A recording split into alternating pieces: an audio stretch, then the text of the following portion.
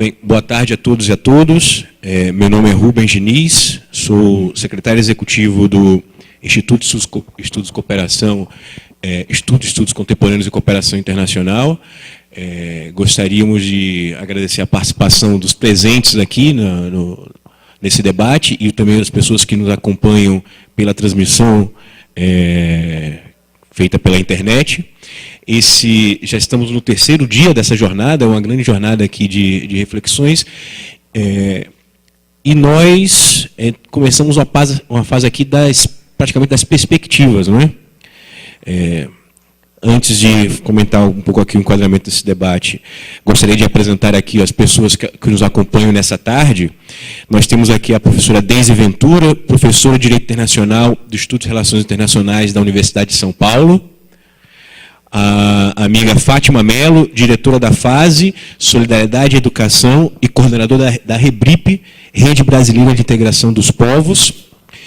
Em representação do senhor ministro da Secretaria-Geral, Gilberto Carvalho, nos acompanha nessa tarde o amigo Murilo Komuniski, chefe da Assessoria Internacional da Secretaria-Geral da Presidência, aos quais eu peço uma salva de palmas aqui pela presença.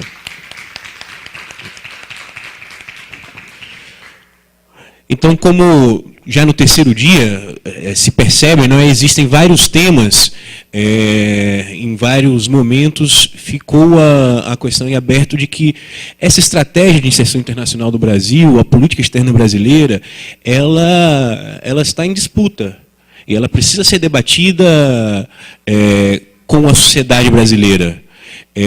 Ela precisa buscar respaldo para manter-se e aprofundar-se em certa medida. Então, um pouco desse debate que nós vamos fazer hoje aqui vai nesse sentido, não é? Como se dá a relação da sociedade brasileira, da sociedade civil brasileira com o âmbito da política externa? Como a sociedade civil pode se transformar num ator mais engajado, que influencie mais no processo decisório da nossa política externa, resguardando que a formulação da política externa é uma competência da presidência, mas o que nos faz, assim, qual é o nosso percurso até aqui, né? Porque muito já foi feito. São 10 anos de um ciclo político, né, como nós temos analisado, mas muitas iniciativas se desenvolveram institucionalmente e também fora dos âmbitos institucionais. A sociedade brasileira ela busca seus mecanismos de participação.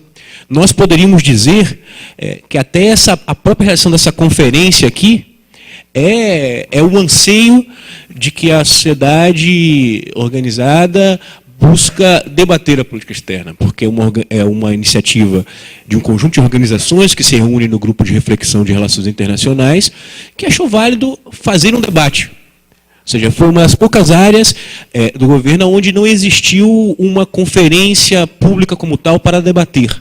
Então, como existiu conferências públicas da educação, conferências públicas de comunicação, como não aconteceu uma conferência nesses formatos, a sociedade civil se envolveu. E eu acho que ela vai no clamor das manifestações essas que aconteceram no último mês de junho. Mais participação, mais interlocução e busca de canais para a sociedade participar e opinar sobre os temas, não é? A organização que eu faço parte, a Cinti, ela se identifica com essa iniciativa. A pessoa que sugeria propôs a organização, o professor Luiz Teixeira, era um convicto desse nível de envolvimento, desse nível de participação. Então, quando nós realizamos esse debate, quando realizamos a conferência, nos identificamos com isso, né? Então, sem mais delongas, para fazer esse debate aqui sobre os desafios, praticamente, não é uma coisa mais de perspectiva, acredito, fazendo balanço, mas pensando mais nas perspectivas, sobre a relação da política externa brasileira com a sociedade civil, eu gostaria de passar a palavra ao começo para a professora Deise Ventura iniciar sua exposição. Muito obrigada, Rubens. Boa tarde a todos. Eu agradeço particularmente a presença dos que aqui estão, porque temos 5 mesas rivais de grande peso, com excelentes conferencistas e temas que são muito importantes. Então, mil graças por terem escolhido esta mesa. Eu acho que não me cabe fazer uma defesa do tema, digamos assim, uma defesa da participação social na política externa, porque essa é a alma de toda essa conferência. A Fátima vai nos contar um pouco dessa história, do modo como os movimentos sociais, as entidades de representação social interviram, disputaram a política externa brasileira nos últimos anos. O Murilo, creio que vai nos dar uma ideia de como está esse debate dentro do governo brasileiro atualmente. Então, o grupo de Relações Internacionais que organiza essa conferência apresentou uma carta com propósitos claros ao ministro Patriota na abertura desse evento. Portanto, eu tenho como pressuposto de que nós concordamos de que é importante a participação social na política externa.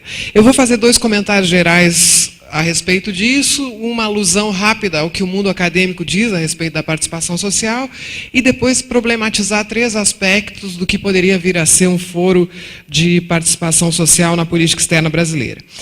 Os 2 primeiros comentários que eu quero fazer, gerais, sobre essa questão, dizem respeito de um lado, a tendência que nós temos de fazer comparações com outros estados em matéria de participação social em política externa, e, num segundo momento, a discussão sobre a natureza dessa participação, que valor, digamos assim, agregado ela teria a uma política de Estado.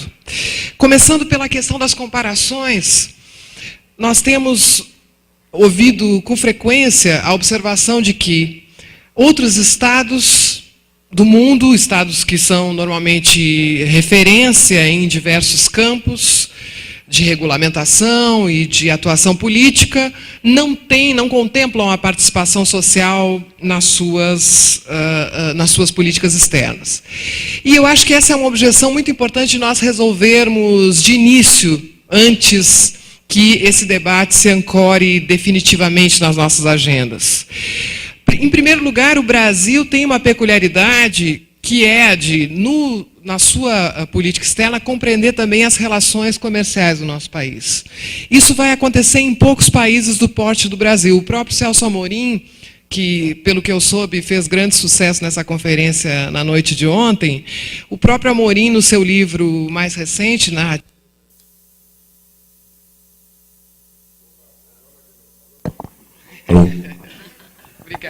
Obrigada, Fátima. No seu livro Breves Narrativas Diplomáticas, ele vai dizer que o George Bush fez a ele a observação de que ele portava 2 chapéus, né? O chapéu da política externa e o chapéu da política comercial, digamos assim, brasileira. Então, essa é uma característica que diferencia o Brasil de muitos outros estados. Mas, para mim, o mais importante nem é isso, o fato de que o Brasil tenha incontáveis diferenças em relação a outros estados. O mais importante é que o Brasil é hoje uma referência sobre participação social em todos os campos. Então, é exatamente o contrário. O problema não é ver paradigmas de participação de outros países que a gente possa importar. O problema é assumir a nossa posição de país paradigmático em matéria de democracia participativa e de participação social nas políticas. É muito curioso ver como, quando a gente vai ao exterior, ou quando a gente consulta a literatura estrangeira, o quanto o Brasil é importante nessa literatura. Dia desses, lendo uma resenha feita pela Jane Mansbridge, da Harvard School, sobre um livro escrito em relação à democracia participativa, um livro que tem uma pretensão de fazer uma teoria da democracia participativa, o livro James Fishkin.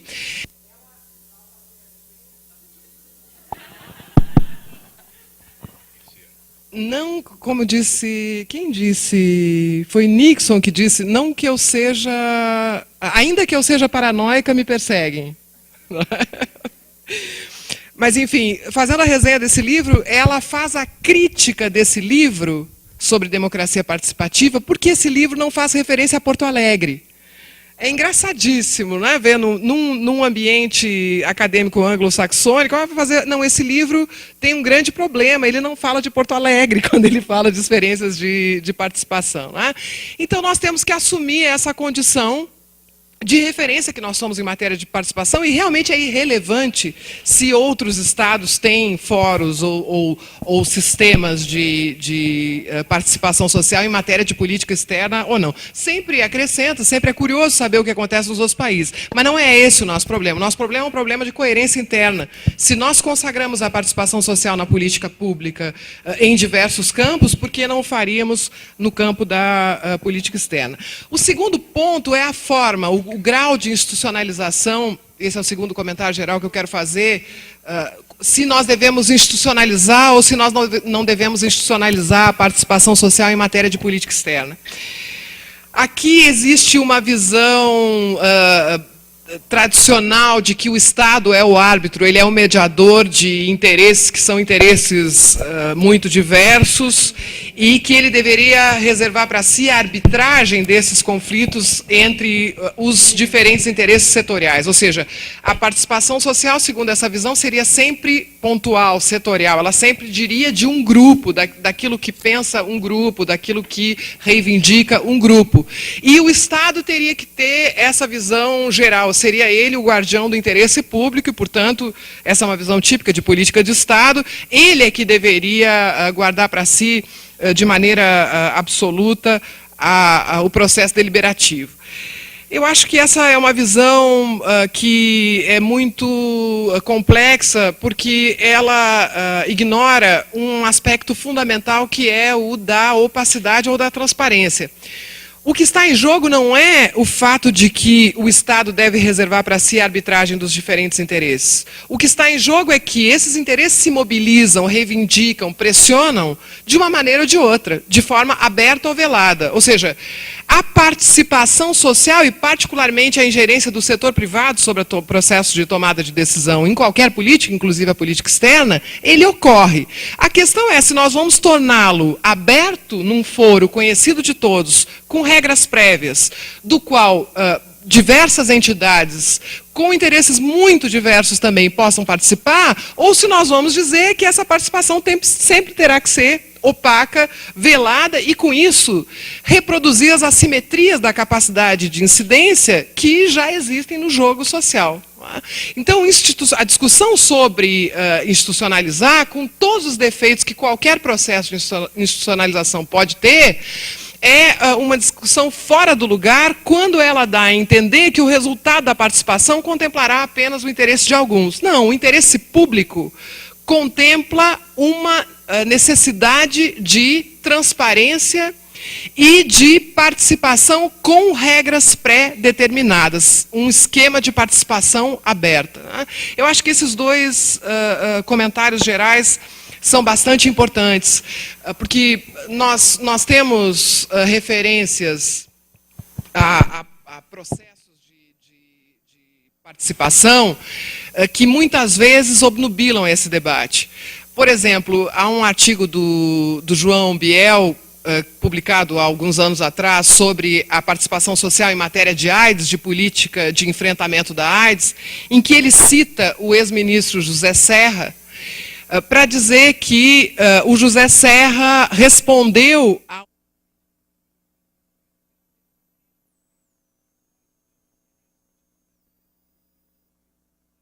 tem o maior índice de tuberculose. Como vocês sabem, tuberculose é uma doença de pessoas em situação de rua, de presidiários, de portadores de HIV, ou seja, uma doença de pobre, uma doença considerada negligenciada. Né? Quando perguntaram para o Serra por que o Brasil continua com índices vergonhosos de tuberculose, de incidência de tuberculose, ele respondeu, porque se a sociedade civil fizesse 1/5 da pressão que ela faz em relação à AIDS, esse problema já estaria resolvido no Brasil. Então essa é uma visão neoliberal típica de que não existem necessidades da população às quais o Estado deve responder, mas que existem interesses de setores E esses interesses são objetos de uma barganha constante, e que é como se o governo respondesse a um cliente. Se a sociedade se apresenta como uma cliente de políticas em matéria de AIDS, o Estado responderá a essa clientela, digamos assim. Né?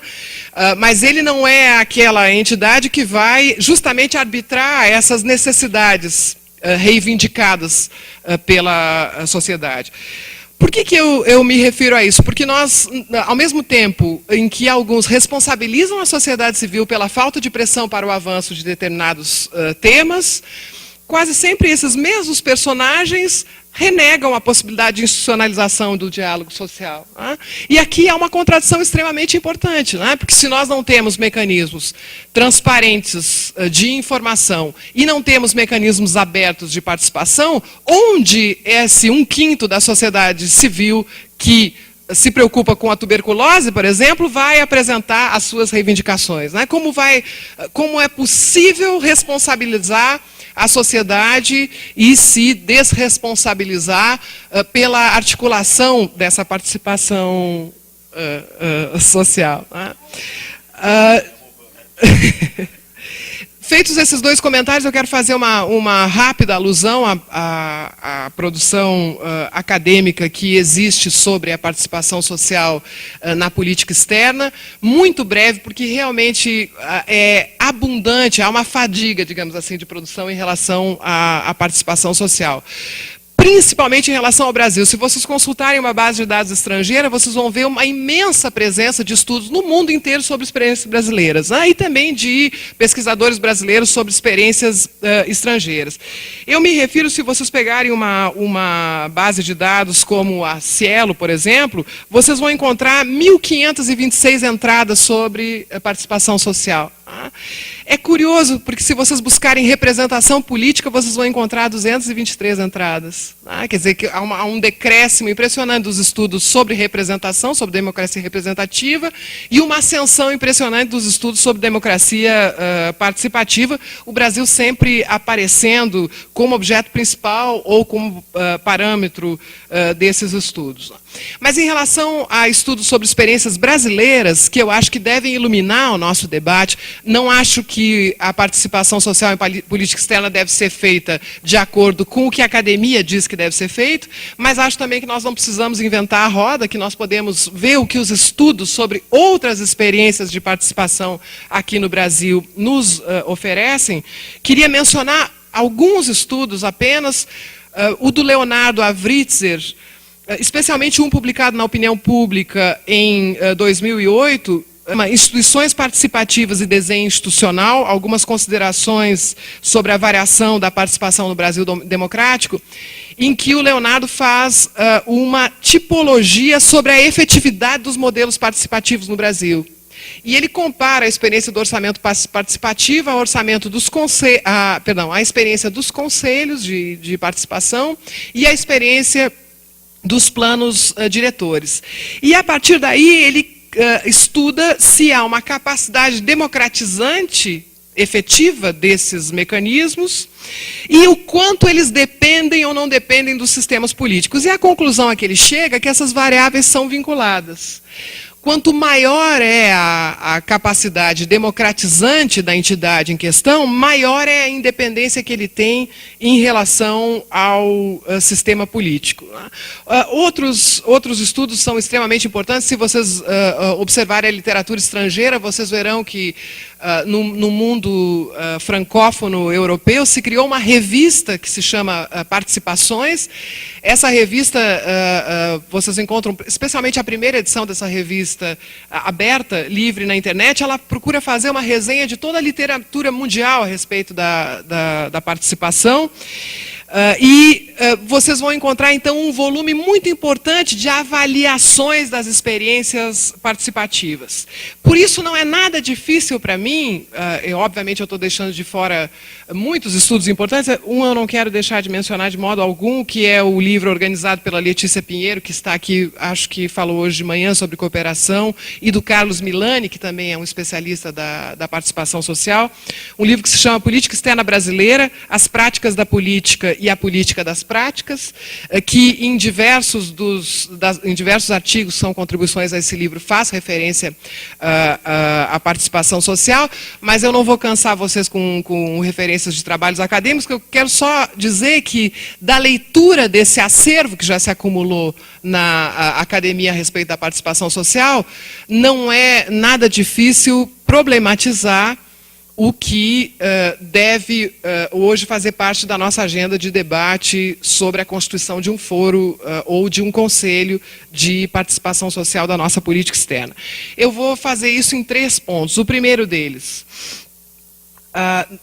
a discussão sobre um espaço de participação social na política externa brasileira deve ocorrer com a sociedade.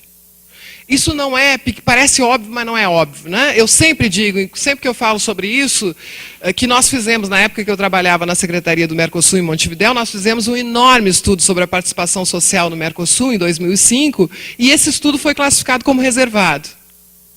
Eu sempre vou achar, isso vai me acompanhar até a morte, como um exemplo extraordinário, né, de congruência. Como eu posso pensar num estudo sobre participação social que é confidencial? Não é? Tem alguma coisa aí que destoa. E em outros momentos nós vimos processos de participação que foram feitos por decreto, ou por algum tipo de ato do Poder Executivo, a partir de uma visão, no mínimo, que nós podemos dizer, arbitrária do que deve ser a participação social. Então, a participação social deve se definir como participação social, ou seja, são as entidades sociais que devem ser consultadas e participar junto com o Poder Executivo da definição do que será esse foro. E, óbvio, enfrentando todas as discussões difíceis que existem aí. O grau de institucionalização, por exemplo, é uma delas. Mas pensemos a participação social em política externa junto com a sociedade civil, de acordo com o que a sociedade civil pensa como modelo de debate sobre participação, né? Segundo ponto, observemos as experiências anteriores. Nós fizemos um estudo sobre a participação no Mercosul, especialmente, que foi publicado, vocês encontram também facilmente na internet, se chama série Pensando o Direito. É uma série que, esse número particularmente foi auspiciado pelo Ministério da Justiça e pela Casa Civil. Se vocês colocarem Pensando Direito Mercosul, vocês acham facilmente a síntese desse estudo no Google. Nós fomos entrevistar representantes de entidades sociais que participam de um foro de interlocução com a sociedade, que é o Programa Mercosul Social e Participativo e das cúpulas sociais do Mercosul. E entrevistamos atores, preservamos a identidade desses atores, mas entrevistamos esses atores sobre essa experiência de participação social no âmbito do Mercosul. E o que dizem os atores? Eu tenho certeza que aqui também não há grandes novidades para ninguém, mas os atores criticam, em primeiro lugar, a periodicidade variável dessas reuniões. No momento em que nós fizemos as entrevistas com os representantes sociais, tinha havido apenas uma reunião durante o ano. Então, em alguns momentos, uma periodicidade intensa, em outros momentos, um esvaziamento da convocação do foro. Essa é a primeira evidência que emerge dessas entrevistas. Se eu não tenho periodicidade, evidentemente eu não tenho um ritmo de participação. Isso fez com que, por exemplo, um tema importante como a suspensão do Paraguai do âmbito do Mercosul não tenha sido discutida no foro, no programa Mercosul Social e Participativo, que era algo que a sociedade tinha vontade de discutir, né? O segundo ponto que emerge dessas entrevistas é a incerteza sobre a pauta. Ou seja, quando é o Poder Executivo que pauta o que será discutido no foro de participação, também se restringe a capacidade de incidência que a sociedade civil pode ter. Em terceiro lugar, o formato das reuniões. Há determinadas reuniões em que o Poder Executivo apresenta uma longa agenda com muitos detalhes e depois houve manifestações da sociedade civil e encerra a discussão, ou seja, não há uma verdadeira interação, um verdadeiro debate sobre os elementos da pauta. E, finalmente, a crítica mais forte, a ausência de segmento daquilo que a sociedade civil sugere nesses foros. Ela apresenta uma série de recomendações e sugestões, depois não há um follow-up dizendo, olha, a sociedade pediu tal coisa, recomendou, incentivou, encorajou, e o que de fato aconteceu nos foros de negociação. Então, esses aspectos, periodicidade, construção da pauta, modelo de discussão e, sobretudo, segmento dessa interlocução com a sociedade civil, são aspectos muito importantes na configuração desse espaço de participação. Escutando o ministro Patriota na segunda-feira e uma série de entrevistas que ele deu também recentemente a esse respeito, ele diz que esse foro seria um foro para escutar os anseios da sociedade civil. Então, nós estamos falando do quê? De um conselho apenas consultivo? Ou nós vamos falar de um conselho que tenha um papel que vá mais além da mera consulta em determinados temas? Esses são pontos concretos que são criticados em outras experiências de participação. Por exemplo, as cúpulas sociais do Mercosul. Quais são as críticas que nós recolhemos? Que essas cúpulas se esgotam em si mesmas, elas não apresentam uma continuidade na atuação social e elas são muito diferentes a depender do país que a organiza, que é o país que organiza as próprias reuniões do quadro institucional que tem um poder deliberativo efetivamente. Então, existe uma heterogeneidade muito grande e esses pontos são pontos cruciais para que não haja apropriação da ideia da participação como digamos assim, um trunfo de maior legitimidade para a política externa brasileira, fazendo desse foro um simulacro de participação. Então, a atenção com esses aspectos não é uma atenção desnecessária ou irrealista. Ela é determinante do resultado que esse espaço de participação pode ter. E, finalmente, o terceiro ponto que eu queria comentar, que me parece importante, é o foro, é a que órgão do Poder Executivo este foro ou conselho estaria vinculado. Aqui nós temos um elemento muito importante, porque também das declarações do ministro Patriota, nós podemos compreender que se trataria de um espaço vinculado ao Ministério das Relações Exteriores. Eu acho que a vinculação ao Ministério das Relações Exteriores precisa também ser discutida, porque se nós imaginamos que a política externa, nós não só imaginamos, nós já estudamos isso, nós temos um estudo publicado pela FES, da Michele Raton Sanches Batin e do Cássio França, sobre a horizontalização da política externa brasileira, que nos demonstra claramente que a política externa brasileira já é feita por diversos órgãos do Estado, não apenas pelo Ministério das Relações Exteriores. Então, a pensar num espaço de interlocução com a sociedade, me parece que não é tão automático assim que esse espaço se encontre vinculado ao Ministério das Relações Exteriores.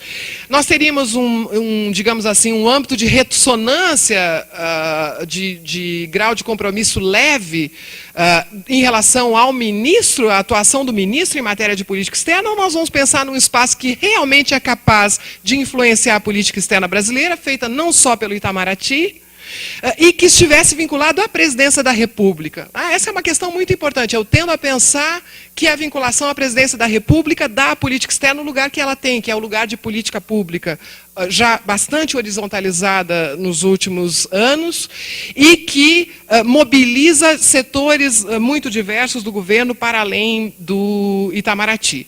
Eu acredito que a importância desse debate já ficou claríssima na organização dessa conferência como um todo. Muitos dos que intervêm fazem referência a essa necessidade de participação. Mas eu queria terminar lembrando que, quando nós pensamos em política externa, nós precisamos abandonar de vez, e talvez essa seja uma das conquistas maiores dessa conferência que foi organizada nesses últimos dias com tanto sucesso. A política externa, ela deixa paulatinamente de ser essa ideia vinculada a um domínio reservado, vinculada a um campo de tecnicidade e de especialidade que seria impossível de ser discernido ou percebido pela população em geral ou pela sociedade civil organizada, E nós nos damos conta de que cada vez menos a política externa é esse campo de interesses nacionais autoevidentes, que algumas pitonisas de governo ou de Estado exteriorizam, né, como interesses permanentes do Estado, e a gente passa a reconhecer cada vez mais a política externa como um espaço altamente politizado, e não é redundância dizer que há uma politização da política externa. Não é? Espaço politizado no sentido de que ele é objeto, tanto quanto qualquer outro campo de política pública, ele é objeto de barganha, de negociação, de movimento de partidos políticos, de movimento de grupos, e que se arbitra esses conflitos de opinião, por vezes inclusive virulentos em matéria de política externa. Nós temos visto isso nos últimos anos. Né? Algumas manifestações grotescas da oposição, algumas atitudes questionáveis da situação, que provocaram um acirramento de ânimos impressionante. Então a gente vai vendo cada vez mais, vai ficando claro, que a política externa também é esse foro de barganha, de negociação, como qualquer outro campo da política. E que, por isso, entre diversas outras razões, seria uma imensa contradição para o Brasil ter uma política externa, como foi dita, como foi definida ontem, altiva e ativa, mas que não avance em matéria de participação social, política pública que ela é. Acho que esse é um acervo extraordinário que essa conferência acumula e espero que ela lance definitivamente esse tema na agenda do Poder Executivo e que a gente tenha rapidamente uma resposta, uma conferência, um conselho, que não sejam apenas simulacros, mas que estejam à altura da tradição brasileira de participação social. Obrigada. Muito obrigado, Deise.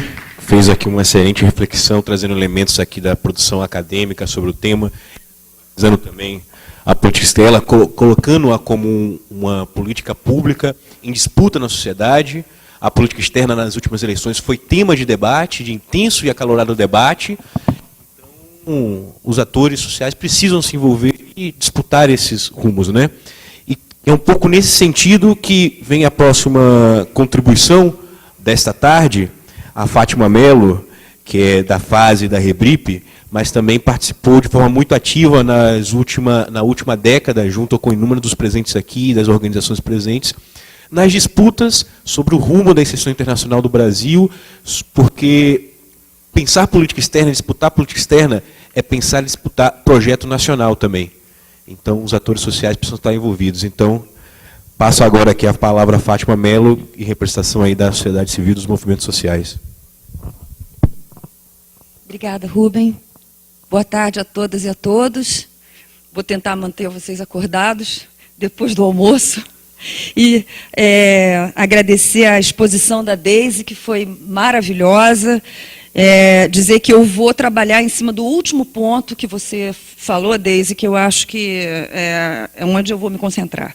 E vou tentar falar de duas coisas aqui com vocês.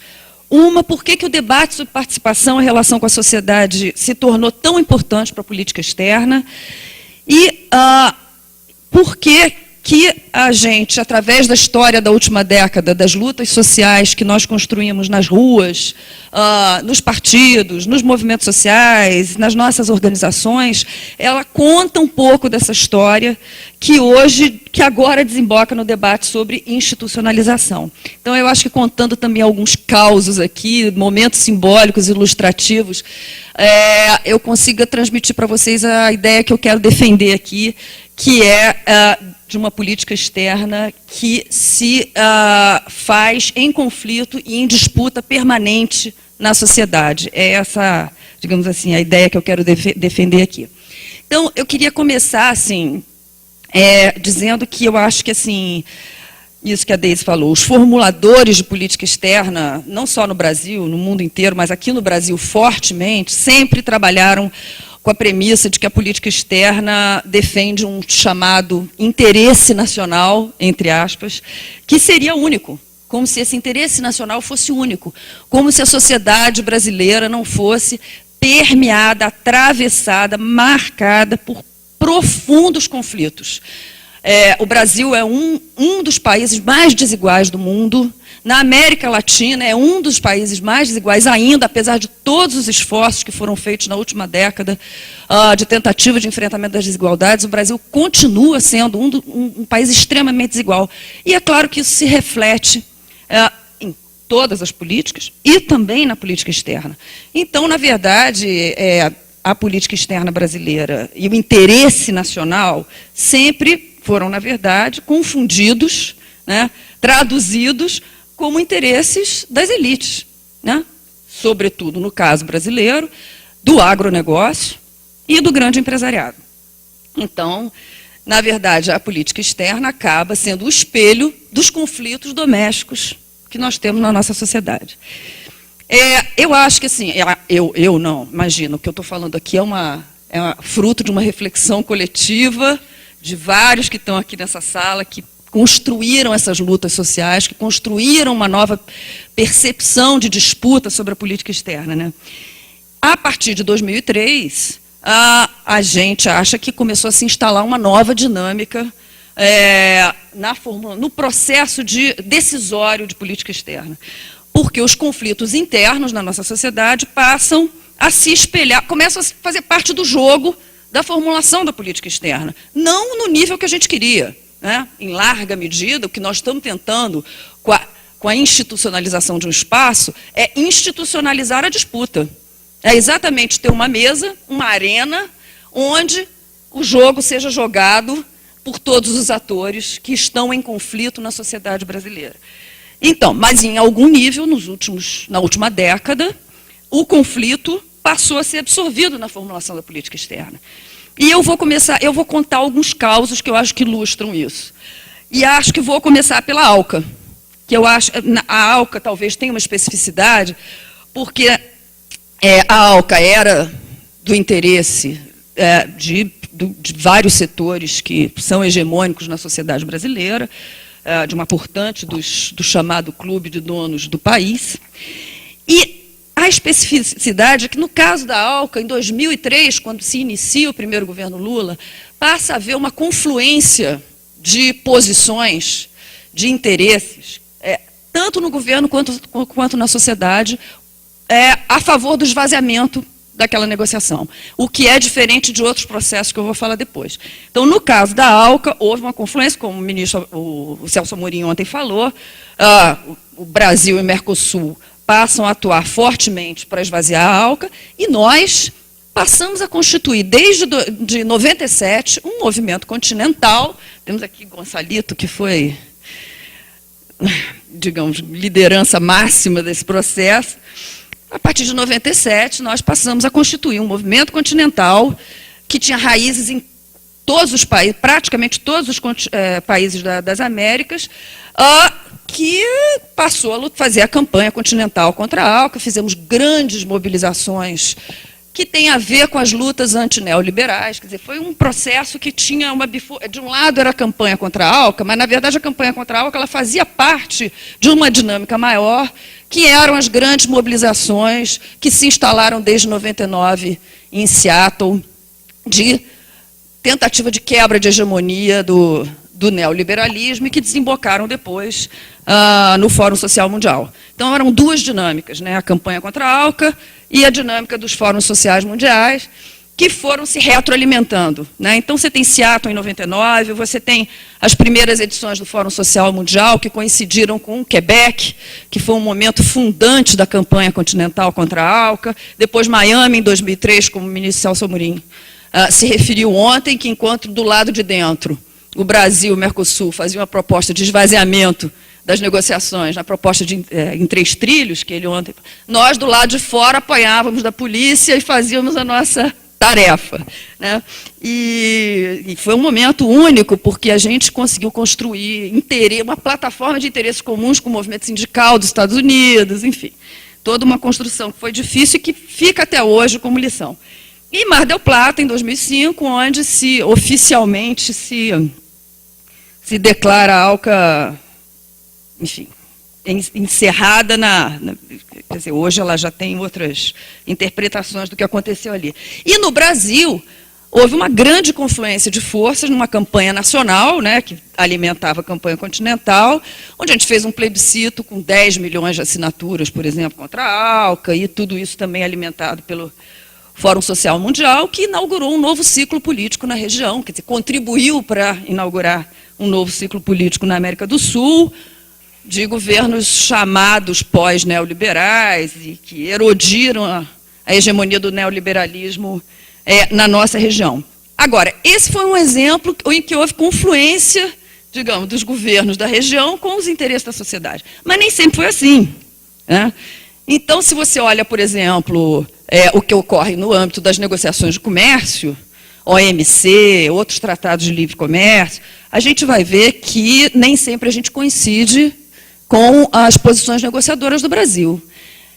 E eu vou dar o exemplo de um conflito que existe na sociedade brasileira, que é estrutural, que vem desde a colônia e que hoje está muito presente na sociedade, cada vez mais presente, que é o conflito entre a grande agricultura, chamada do agronegócio, do ruralismo, e a agricultura familiar e camponesa. Esse conflito que estrutura a sociedade brasileira e se reflete nas posições negociadoras do Brasil, na OMC, na própria ALCA, no Tratado União Europeia-Mercosul, e em todas as negociações comerciais, onde o agronegócio sempre definiu, é dono da posição brasileira. A verdade é essa. Na verdade, o que nós conseguimos fazer nos últimos 10 anos foi construir mediações, conseguir fazer com que a pauta da agricultura, da necessidade de defesa e apoio para a agricultura familiar e camponesa passasse a existir na pauta, né?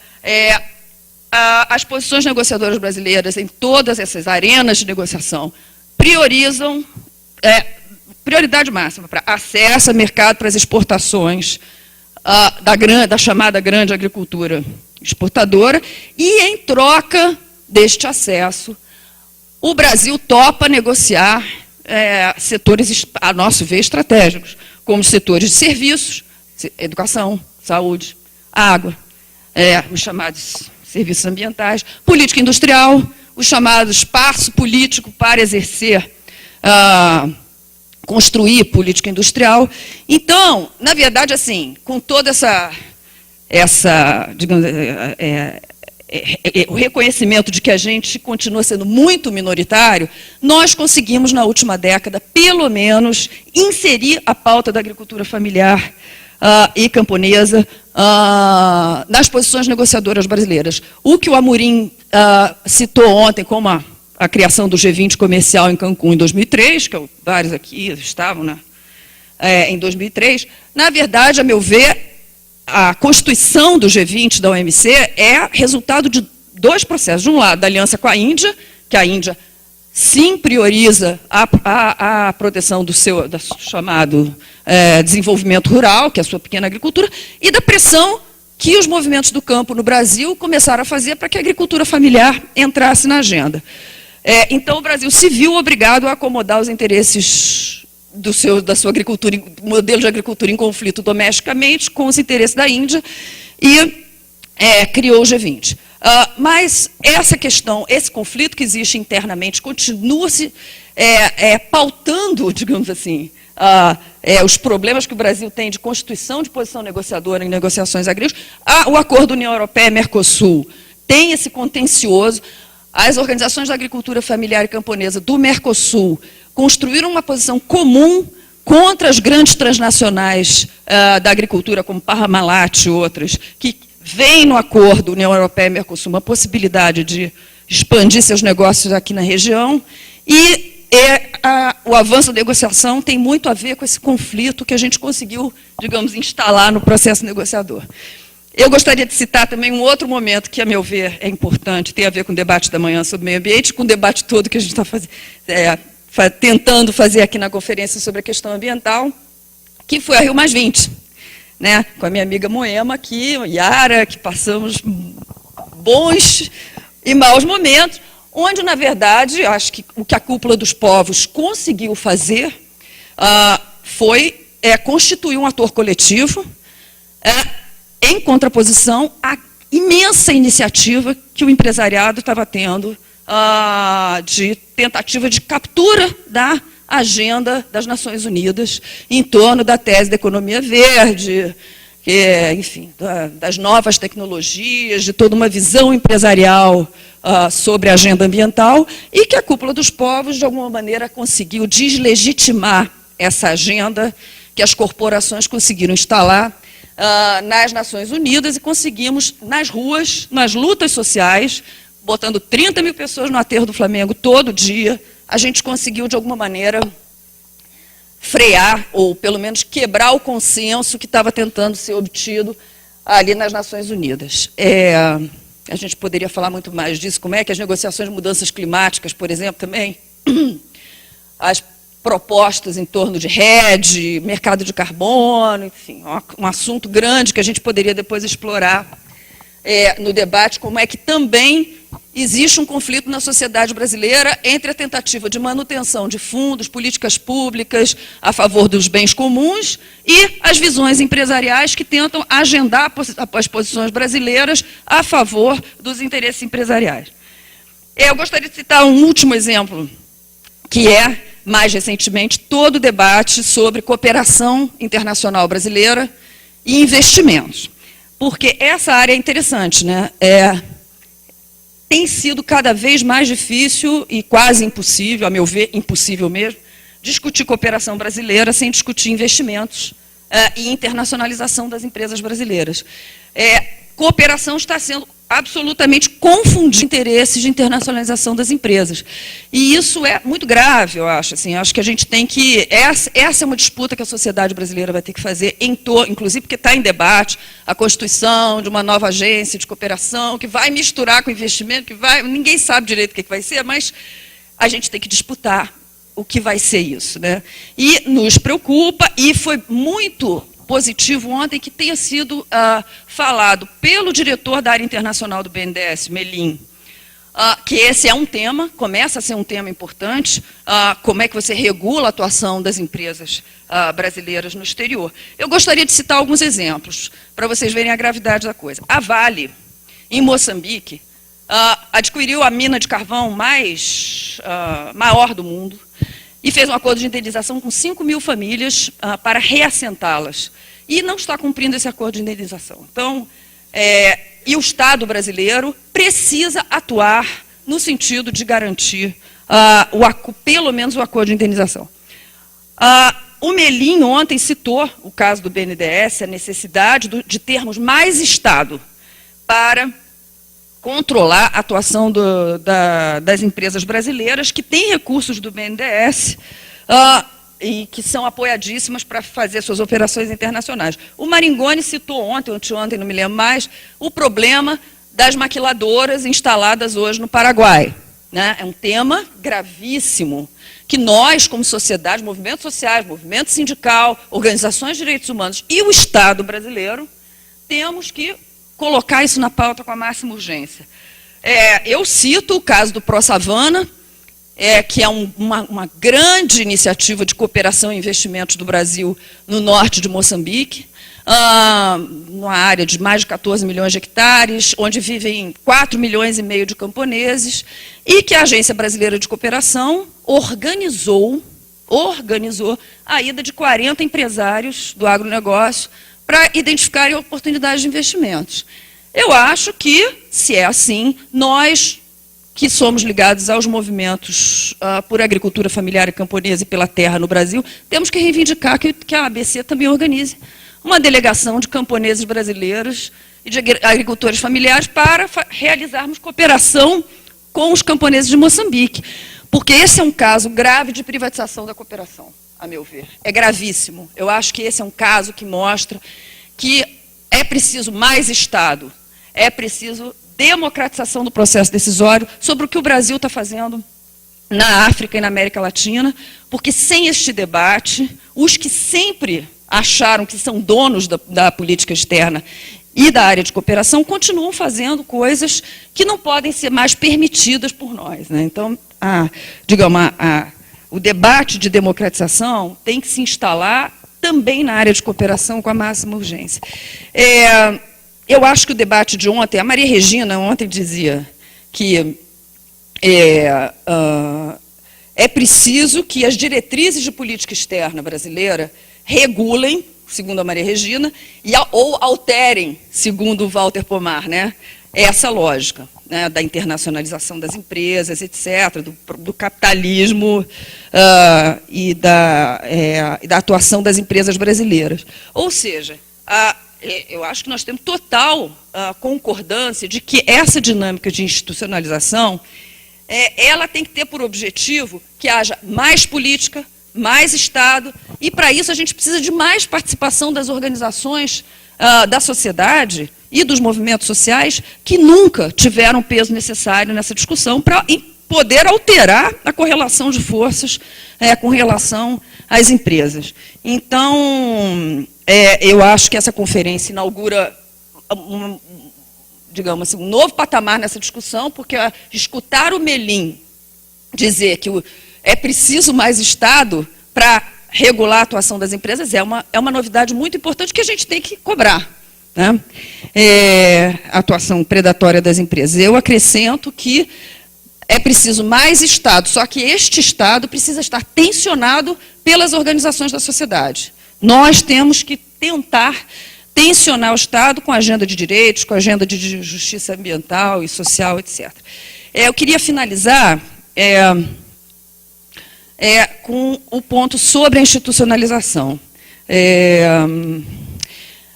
Primeiro dizer que o debate de institucionalização, como eu vinha tentando argumentar antes, ele começa com a luta social, né? E eu acho que é a luta social, que são as múltiplas formas de organização que a gente vem acumulando ao longo da última década, que tem que se traduzir na composição, no mandato, na dinâmica institucional que vai se instalar agora. Isso é muito importante. Nós não estamos falando...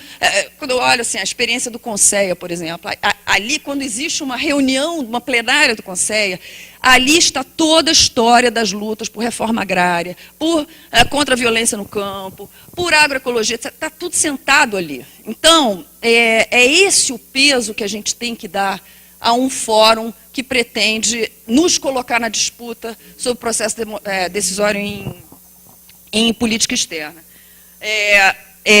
Então, nós acumulamos forças nas ruas, nos movimentos, nos partidos, em algumas políticas públicas, né? Então, se a gente conseguiu lutar e conquistar um PA, Programa de Aquisição de Alimentos, um PENAI, programas de apoio à agricultura familiar, eles têm que informar, isso tem que estar sentado num fórum de institucionalização com a força que a gente quer que estejam, né?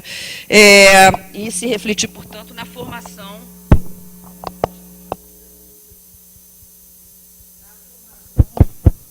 formação da política externa que queremos que seja uma política pública.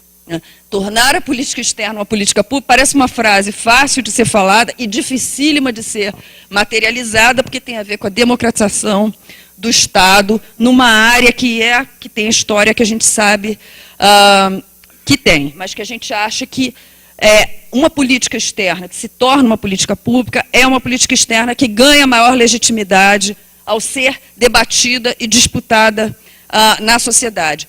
Acho, Deise, é verdade que a gente não tem que tomar como referência os modelos que existem em outros países, até porque eles não são suficientes. Existem alguns países que têm experiências desse tipo, muito restritas à área de cooperação, por exemplo, poucos países, e só para a área de cooperação. Então, acho que existe um caráter inédito na nossa tentativa aqui. É muito inédito. Eu acho que da forma como a gente está tentando, não existe no mundo.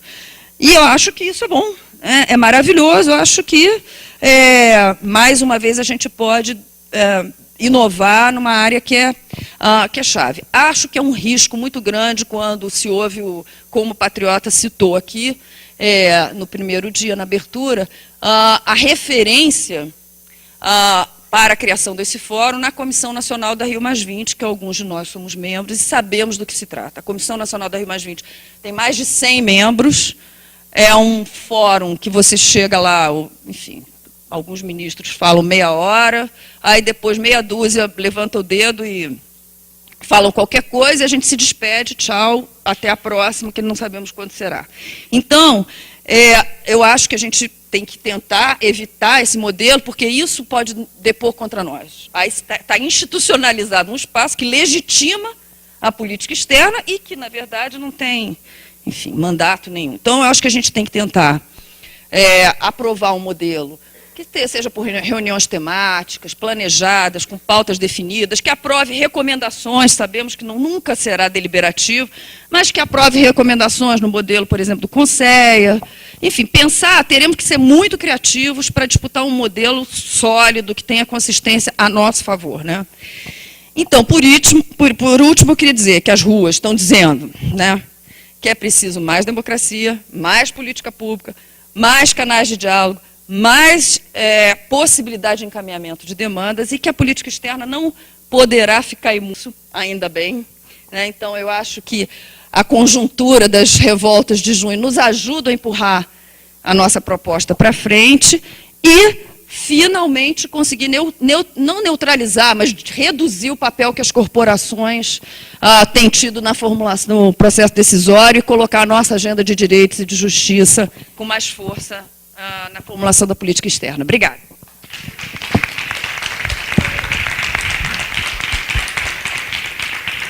Muito obrigado, Fátima.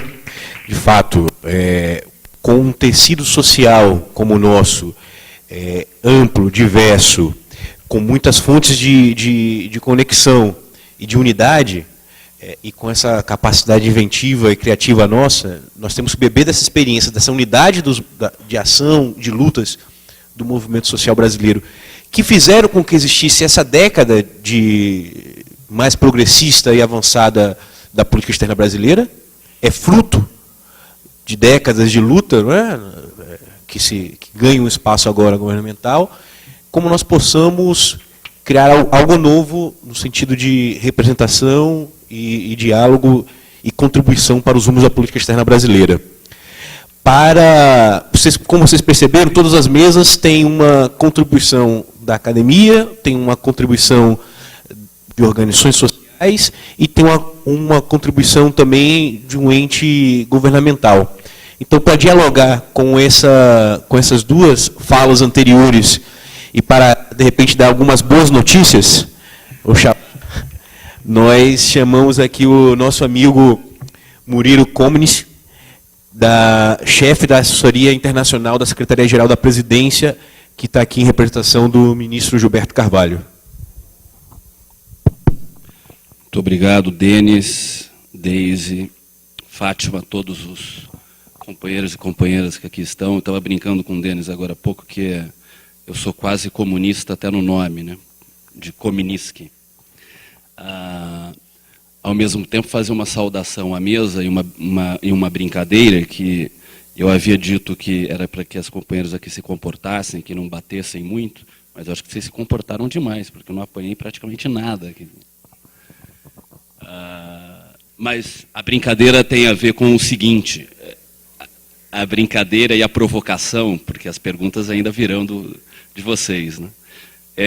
No sentido de que há uma total convergência de avaliação, de diagnóstico e de posicionamento político desse governo, sejam os últimos, agora, quase 2 anos de governo da presidenta Dilma, sejam os 8 anos anteriores com o presidente Lula, em relação à importância da participação social nas mais diversas áreas de construção, formulação e implementação de políticas públicas. Ou seja, o Brasil se consolidou, sim, como paradigma, como referência, seja na nossa região, seja no cenário internacional mais amplo,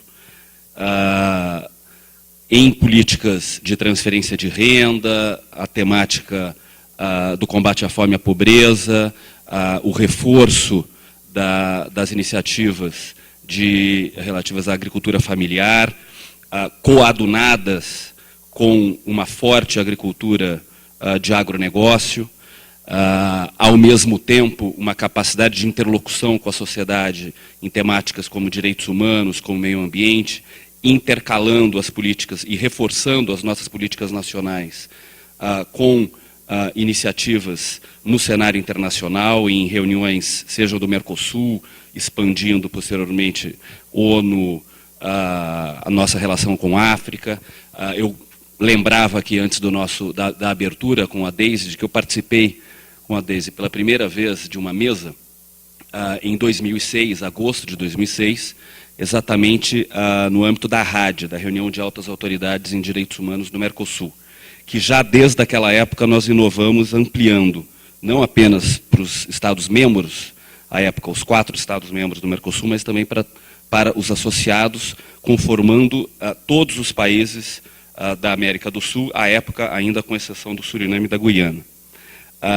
E um dos exemplos claros de como a participação da sociedade, dos movimentos populares, da sociedade civil, de sindicatos, de organizações, de atores sociais, organizações não governamentais, da importância dessa atuação coadunada, ação externa, política externa e a nossa política interna, diz respeito também à temática dos direitos humanos e à iniciativa, o quanto a nossa interlocução, seja no Mercosul, seja com países ainda associados, como o Chile, no caso, na temática do direito à verdade e à memória, fortaleceu a nossa posição interna e que culmina com a instituição da Comissão Nacional da Verdade. Sempre, claro, respeitando as especificidades, os momentos políticos, as conformações políticas internas de cada um dos países da nossa região. Eu, à época, Deise, não sei se você se recorda, mas eu mencionei, e nós estávamos lançando, enfim, a rádio completava ali naquele momento 1 ano, com a primeira reunião tendo ocorrido em Assunção, em maio de 2005, e agosto de 2006, a presidência pro tempore brasileira realizava a rádio.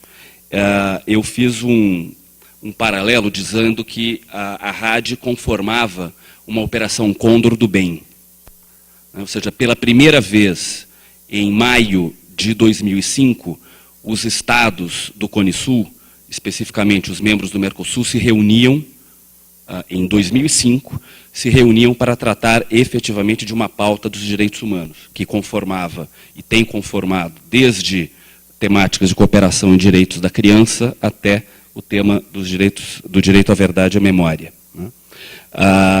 Há um sem número de ações, de atividades que o governo brasileiro, e o professor Marco Aurélio Garcia mencionava, iniciou a fala dele ontem, e concordando com a posição que vocês incluíram, destacaram aqui, ou seja, a política externa, e há um longo debate em relação a isso, entre da política externa, política de Estado ou política de governo. O próprio professor Marco Aurélio Garcia ontem inicia a sua fala dizendo que a política externa nunca é ou não deve ser unanimidade. Ou seja, sempre que a política externa ela atua de uma maneira incidente, e no caso essa nova política externa ativa e altiva, inaugurada em 2003, e que dialoga, como o próprio professor Marco Aurélio menciona, com a política externa independente, desde Jânio Quadros, sobretudo com Santiago Dantas, com o presidente João Goulart, que dialoga posteriormente com a chamada política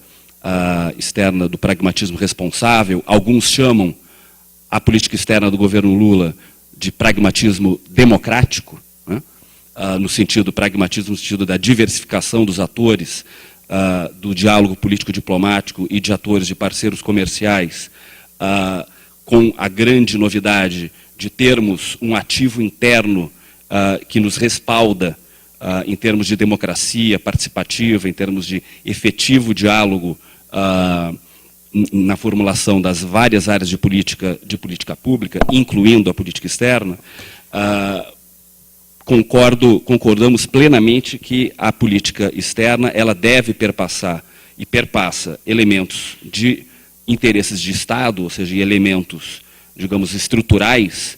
O Brasil não deixará de ter pouco mais de 8 milhões de quilômetros quadrados, não deixará de ser um país altamente populoso, não deixará de ter 10 países vizinhos na sua região, não deixará de ter a sua capacidade de projeção com uma liderança compartilhada em nível regional e de inserção global. Ou seja, há elementos estruturantes e que garantem, de alguma maneira, inclusive, uma continuidade dos nossos interesses em termos de poder. Ao mesmo tempo, ela deve ser, sim, permeada pelos interesses em jogo, em disputa política na sociedade, na conformação do governo brasileiro. Então, a concordância plena de que, aliás, a própria presença minha aqui, em representação ao ministro Gilberto Carvalho, que não pôde vir à abertura na segunda-feira e não pôde vir hoje porque está chamado pela presidenta Dilma a permanecer em Brasília em relação a uma série de temas de agenda de ordem urgente que nós temos, mas a própria presença do ministro, do embaixador patriota e do ministro Celso Amorim, sem contar, obviamente, o professor Marco Aurélio, Samuel Pinheiro Guimarães, demonstra claramente essa abertura e o interesse de que a política externa passa a ser cada vez mais permeada por um diálogo franco, por um diálogo contínuo com as diversas forças da sociedade. Tenho particularmente dúvidas se este órgão, e não creio que nós possamos incorrer no erro de acreditar que essa instância que será criada vá diminuir a capacidade de pressão de outros atores sociais que tradicionalmente têm uma alta capacidade de pressão, seja no Poder Executivo, seja no Legislativo, seja no Judiciário brasileiro. Agora, é uma disputa política e que nós, pelo governo brasileiro, estamos dispostos a fazer. Não é por mera coincidência que nós temos um ministro de Estado das Relações Exteriores recebendo aqui na segunda-feira, um pouco já dialogando com algumas questões que foram pontuadas aqui, se esse fórum de diálogo e participação em política externa será coordenado exclusivamente pelo Itamaraty, ou se pela presidência. Ou seja, isso está sendo objeto de um diálogo interno no governo e também de um diálogo com atores sociais, com o grupo de reflexão em relações internacionais. Não é por mera coincidência que o embaixador patriota recebe essa carta na segunda-feira e que é endereçada a ele, ao ministro Gilberto Carvalho e ao professor Marco Aurélio Garcia. Ou seja, o que nós temos em mente é de uma coordenação conjunta que envolva, ao menos, o Itamaraty e a Secretaria-Geral da Presidência da República, que tem, por lei, desde 2003, a função primordial de funcionar como um elo de ligação, de diálogo profundo com a sociedade civil, com os movimentos sociais, sindicatos, atores sociais, organizações não governamentais. Portanto, nós estamos em plena sintonia com as observações que foram feitas anteriormente. Sem dúvida alguma que o processo, e espero que esteja dando algumas boas notícias, o processo de construção desse espaço e institucionalização desse espaço de diálogo e de participação, ele certamente passará, está no nosso radar, de que ele certamente passará por um processo de construção conjunta. Ou seja, não se trata de um grupo, seja de diplomatas, e eu tenho talvez o privilégio ou o defeito de origem de ser diplomata de carreira, está cedido à presidência, chefiando a assessoria internacional do ministro Gilberto Carvalho, não ocorrerá um processo de construção intramuros de gabinete, sendo apresentado um pacote fechado, pronto, ame-o ou deixe-o para a sociedade civil brasileira, de forma alguma. Então, nós estamos exatamente pensando e pactuando um processo de construção conjunta que consista em reuniões periódicas ao longo deste segundo semestre, com o objetivo de chegarmos até dezembro com um documento pactuado conjuntamente, né, sob o entendimento de uma responsabilidade compartilhada. Né. E, claro, o Estado, como entidade constitucional, não foge, não fugirá da sua responsabilidade. Então, respondendo um pouco também um ponto que foi dito aqui pela Deise, de uma posição neoliberal de tratar a sociedade como cliente, não é de forma alguma a nossa percepção. Ao mesmo tempo, então, como a Deise citou o Serra, eu vou citar um outro político não brasileiro. Eu estou vindo de 6 anos fora, no exterior, 4 anos, cerca de 4 anos em Genebra, na nossa missão junto à ONU, sobretudo na construção do Conselho de Direitos Humanos da ONU, e 2 anos, pouco mais de quase 3 anos, na Bolívia. Eu que enfrentei na Bolívia nos últimos 3 anos praticamente bloqueios num processo de reivindicação dura da sociedade boliviana histórica, praticamente um bloqueio por mês, achei que estava livre de bloqueios de estradas e de ruas, e vejo que a riqueza e a força do movimento social e da capacidade de pressão da sociedade também está aflorando no Brasil, felizmente, né? Mas eu queria citar uma frase do atual vice-presidente da Bolívia, o Garcia Linera, e que usa o conceito da tensão criativa, né? Então, o que pauta a nossa relação governo, sociedade civil, Estado, sociedade civil, é exatamente, sob essa nova política externa, desde 2003, exatamente esse processo de tensão criativa. Mas queria também chamar a atenção para um ponto, e aí também problematizando a nossa responsabilidade, no sentido de funcionarmos como um polo irradiador de valores democráticos, da democracia participativa, a capacidade de construir um Estado e uma nação brasileira que seja forte, soberana, justa, solidária na nossa atuação na região e no cenário internacional, também tem que levar em consideração o outro, seja o nosso outro do entorno vizinho imediato, seja do cenário internacional. E aí eu quero passar um pouco para além do tema da construção desse fórum que nós, como dizem os nossos irmãos islâmicos, inshallah, teremos a partir de dezembro. Vou dizer um shalom também em alto e bom som, para não haver problema em relação à nossa equidistância sobre o tema Israel-Palestina. Que é exatamente algumas experiências que nós temos tido desde 2003 de participação social em temas internacionais, né? Então, como já foi citado aqui pela Fátima e pela Deise, a experiência do Mercosul é extremamente rica. Nós temos desde a RAD, da reunião em direitos humanos, com a riquíssima experiência da REAF, com uma forte participação social.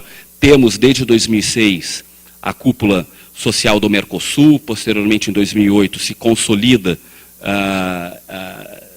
de uma maneira, se institucionaliza o processo de diálogo e construção da pauta conjunta da sociedade civil brasileira com a Secretaria-Geral e o Itamaraty no âmbito do Mercosul Social e Participativo. Compartilho de todas as críticas que foram feitas até aqui. Eu acho que é importante, aliás, como foi mencionado, nós estamos exatamente no momento em que toda a sociedade pede mais e melhor. Então, não se trata aqui de estacionarmos e fazer altos elogios, ou seja, eu compartilho plenamente, nos últimos 6 meses, desde que eu cheguei à Secretaria-Geral, do diagnóstico que é necessário aprofundar, é necessário melhor qualificar o debate, é necessário, no âmbito do Mercosul, das cúpulas sociais do Mercosul, que nós não fiquemos a reboque de momentos instantâneos das cúpulas sociais e depois as pautas, as reivindicações, as recomendações se perdem. Então, compartilho plenamente. Aliás, nós tivemos na última cúpula social do Mercosul, na penúltima cúpula social do Mercosul, em dezembro de 2012, em Brasília, pela primeira vez nós temos uma declaração, tanto uma declaração da sociedade civil, da cúpula social, quanto um eixo, um leque de 20 recomendações que recuperam as recomendações feitas desde 2006 em Córdoba e Brasília. Então, é um instrumento fundamental de estudo, de análise e de pressão. Eu quero aqui fazer referência, nós não tivemos tempo hábil de o documento impresso, mas vamos fazer chegar a vocês. Já está, inclusive, disponível em versão eletrônica no site da Secretaria-Geral da Presidência, que é a publicação da 14ª Cúpula Social do Mercosul, e aqui tem, então, um instrumento concreto de segmento, de capacidade de pressão e de que seja exercida essa tensão criativa. A última cúpula realizada agora na semana passada, e eu pude acompanhar em Montevidéu, demonstra também a necessidade de garantirmos continuidade, maior institucionalização, sem burocratização das cúpulas sociais. É inquestionável que haja diferentes níveis, seja pela pauta política que cada Estado, que cada governo, sob a sua presidência pro tempore, queira e legitimamente tenha que ter espaço para imprimir uma pauta, uma agenda, junto com os seus movimentos sociais, né? Então é importante haver uma margem de manobra que permita que a presidência pro tempore uruguaia tenha a sua cara, que a presidência pro tempore brasileira tenha a sua cara, que a próxima presidência pro tempore venezuelana terá a sua cara, mas mantendo algumas diretrizes, alguns parâmetros mínimos necessários para que nós tenhamos também uma continuidade, né? Então, só para apresentar como exemplo, nós tivemos, e a necessidade, como eu mencionei, ao mesmo tempo da responsabilidade de irradiarmos valores de uma liderança compartilhada, mas ao mesmo tempo levarmos em conta a realidade dos nossos países vizinhos. Para que vocês tenham uma ideia, foram apresentadas, com o objetivo de serem aprovadas na última cúpula presidencial do Mercosul em Montevidéu, 7 propostas pela presidência pro tempore uruguaia, das quais algumas extremamente problemáticas no que diz respeito à participação social. Uma delas, por exemplo, fazia referência à necessidade, ou seja, na boa intenção de mais institucionalizar o nosso processo de diálogo na região, por exemplo, havia uma proposta, cujo título da resolução era Participação Social, e que dava aos Estados a possibilidade de vetar a participação de membros de delegações da sociedade civil. E nós, pelo Brasil, a delegação brasileira foi fortemente contrária a essa posição, a essa proposta, e garantirmos que não houvesse explicitamente no texto a possibilidade de veto. Claro que todos nós sabemos que a construção dessas delegações deve passar pelo diálogo e pela interlocução dos pontos focais. No caso no Mercosul Social Participativo, eu estou no momento exercendo essa função. Quero aqui saudar também no âmbito dessa responsabilidade compartilhada, tanto os companheiros Jorge, Renato Martins, quanto o Marcelo Costa, que está lá no fundo, se não me engano. Se eu estou chegando à conclusão que eu estou precisando de óculos mesmo. Tá bem. E que nós temos um processo de construção, a Carol, que está aqui, que teve um papel fundamental também nisso, que é um processo de construção, de acúmulo histórico, não apenas dos movimentos, da sociedade civil, do movimento sindical, dos atores sociais, mas também do processo de construção interna no governo. Uma outra proposta que estava na mesa dizia respeito, isso eu acho que é importante para que nós reflitamos também no processo de construção desse espaço de participação interno que nós faremos nos próximos meses. Uma outra proposta dizia respeito à construção de um banco de dados que restringiria a participação da sociedade civil na cúpula social do Mercosul. Ou seja, apenas as entidades registradas nesse banco de dados, que estaria sob a UPS, recém-criada em 2010, mas que ainda não está operativa, na Unidade de Participação Social do Mercosul, apenas as entidades registradas nesse banco de dados teriam a possibilidade de atuar na cúpula social. É claro que há sempre um processo de tensão na composição das delegações, né? E o Brasil tem se pautado pelo princípio da autonomia dos movimentos sociais, dos atores sindicais, das organizações não governamentais, que têm participado, que têm integrado as nossas delegações. Outros países têm mais dificuldade em relação a esse tema, ao próprio tema e ao próprio conceito de autonomia. Quero aqui fazer referência, por exemplo, a um caso de algumas cúpulas anteriores, se não me engano foi em Mendoza, em que se descobriu que uma pessoa que integrava a delegação, se não me engano da Argentina, foi reconhecido como tendo integrado a Operação Cóndor.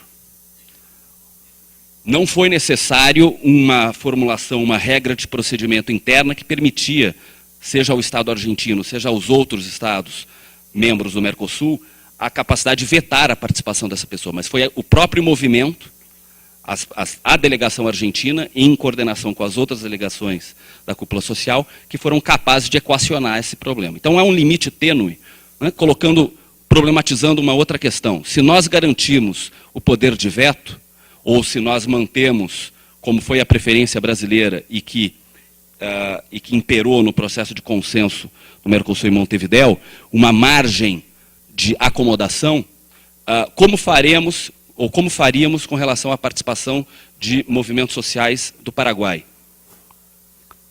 E que provavelmente contará com um governo menos permeável, mais defensivo no que diz respeito ao diálogo com os movimentos sociais paraguaios.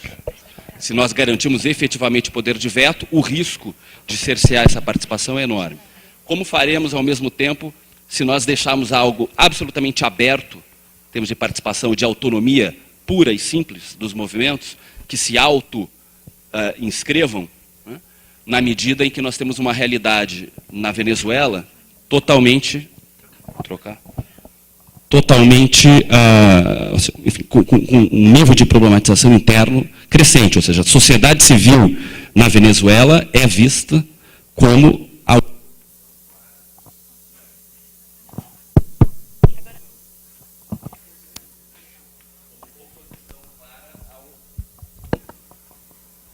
uma oposição clara e histórica e usar um termo diplomático muito pouco construtiva, seja ao governo Chávez, seja ao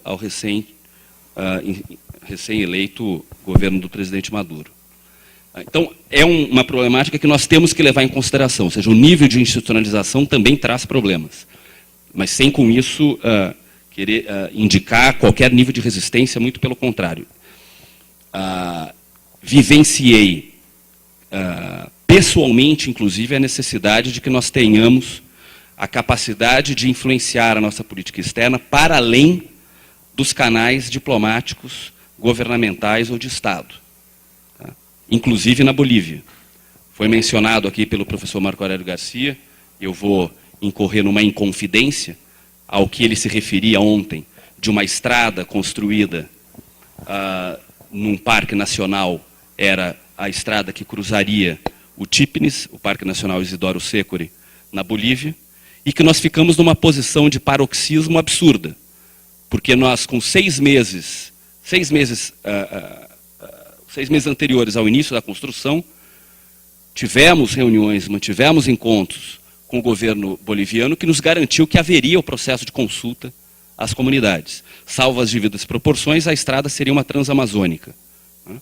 E que, ao contrário do que foi veiculado por movimentos sociais, por organizações ligadas à defesa do meio ambiente, legítimas, e que depois passou a ser trabalhado, inclusive como bandeira do próprio governo do presidente Evo Morales, essa estrada não perfaz nenhum interesse nacional imperialista brasileiro na região, porque nós, do ponto de vista da nossa estratégia de ligação com o Pacífico, essa estrada ela não tem impacto direto, né? Mas claro que na medida em que desenvolva, melhor integre internamente a Bolívia, isso interessa no médio e longo prazo ao Brasil, né? Mas nós tivemos, e eu enfrentei isso com a Embaixada do Brasil cercada em La Paz durante meses, e nas várias, enfim, muros das principais cidades da Bolívia, La Paz, Oruro, Potosí, Sucre, Santa Cruz de la Sierra, a seguinte frase, não era nem Dilma, isso nós já estávamos falando de 2011.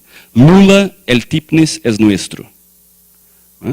A uma certa altura, quando se acirrou o processo de marcha de milhares e milhares de indígenas que saíram do país inteiro e rumaram a La Paz, o presidente Evo Morales, ao final do processo, suspende a construção e ele diz: o Brasil tem que entender que este mato es nuestro. Então, o jogo político, ele é complexo, ele é intenso, e nós temos no nosso processo de construção de um espaço regional pautado pela participação, pela democracia participativa, pelos direitos humanos, pelo pleno respeito ao meio ambiente, pelo desenvolvimento sustentável, nós temos que levar na equação também a relação com os nossos países vizinhos. Queria brevemente, porque é importante abrir o espaço para o diálogo, mencionar o que está na nossa pauta em termos de formulação e aprofundamento da participação social em política externa. Então, a ideia de, efetivamente, melhor sistematizar, dar maior seguimento aos esforços no âmbito do Mercosul. Nós realizamos, em novembro de 2011, a primeira reunião do Fórum de Sociedade Civil da CPLP, no Brasil, por insistência brasileira, em que pesasse as resistências, as desconfianças, pelas características internas desses governos, sobretudo dos países africanos de língua portuguesa, dos PALOPs.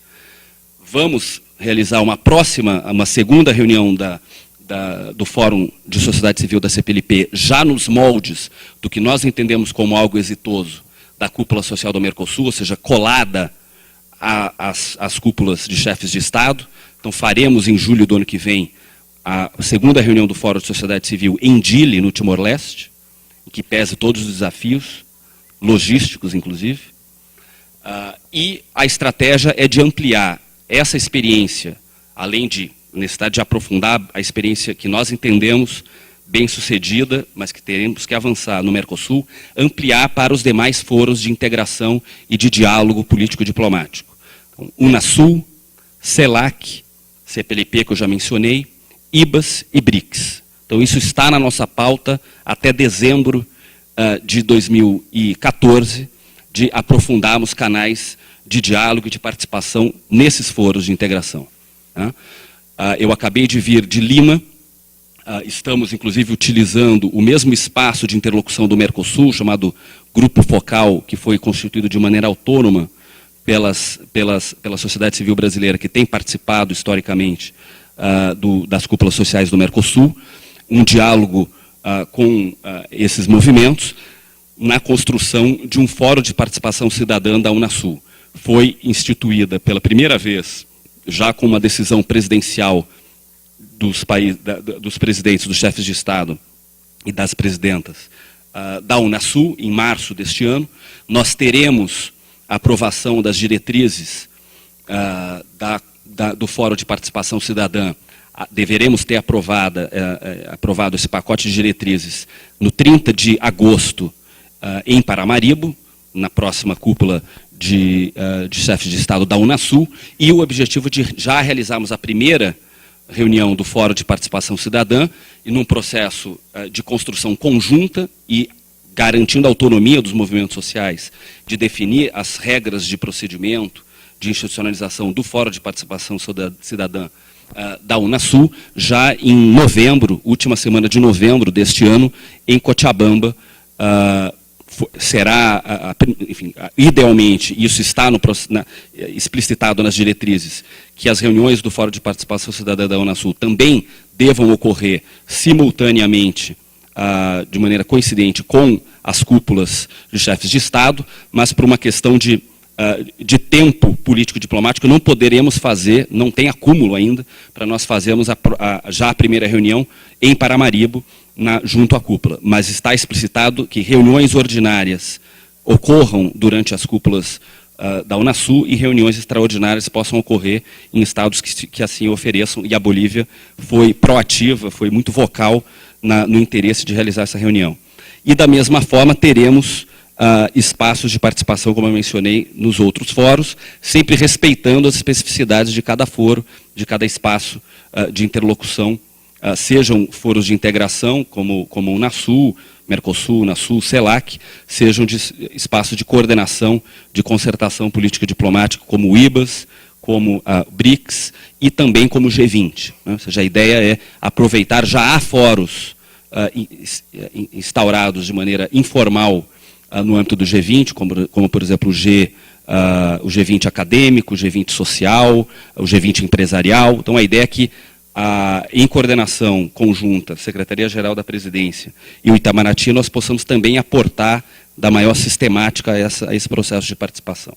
Então, queria realmente agradecer a oportunidade, dizer que estou 100% à disposição de todos e que a gente tenha essa construção conjunta rapidamente. Obrigado, até logo. Muito obrigado, Murilo. Nós temos aqui até às 17 horas, então temos 50 minutos, poderíamos abrir para algumas perguntas e posterior comentário dos nossos convidados. Só antes de passar, as pessoas que tiverem interesse de fazerem perguntas, podem ser por escrito ou podem utilizar o microfone. Antes de nós passarmos aqui, só 2 registros. Primeiro, um comentário aqui da nossa assistência pela internet, não é?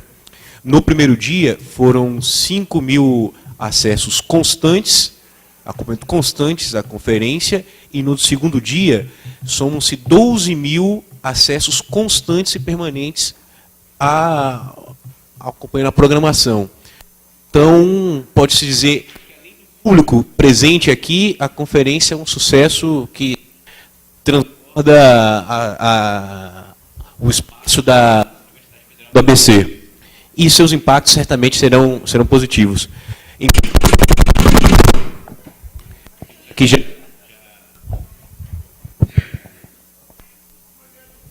Bom, tem aqui uma pessoa aqui, recebemos já uma pergunta aqui pela internet, um amigo ali, o Matheus. Por favor, você.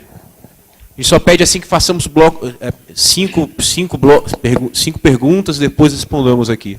Então... Bom, primeiramente, boa tarde. A minha pergunta vai principalmente à Fátima e à Deise, a professora Deise. Eu tenho total acordo com, e gostaria de elogiar as posições de vocês, mas fazer uma pergunta que tem me inquietado desde o primeiro dia, principalmente no momento de leitura da carta, né, do grupo de reflexão. O último parágrafo pode ter passado desapercebido por muitos que estavam aqui, menciona que formato e todos os demais detalhamentos desse espaço de concertação que seria formado seriam posteriormente discutidos com o grupo de reflexão de relações internacionais e não com a sociedade brasileira. Isso me chamou um pouco a atenção. Então, eu queria ouvir de vocês, isso tem me incomodado em todos esses dias, quem é essa sociedade civil que participa da política externa. Então, quando a gente está falando de participação social, a gente está se referindo a quem? A que tipo de movimentos organizados ou desorganizados. Acho que não dá, como a Fátima mencionou, todo esse processo de mobilização de junho. Algo que ficou nítido para toda a sociedade é que, por exemplo, nenhum dos movimentos que encabeçaram esse processo de mobilização na rua, eles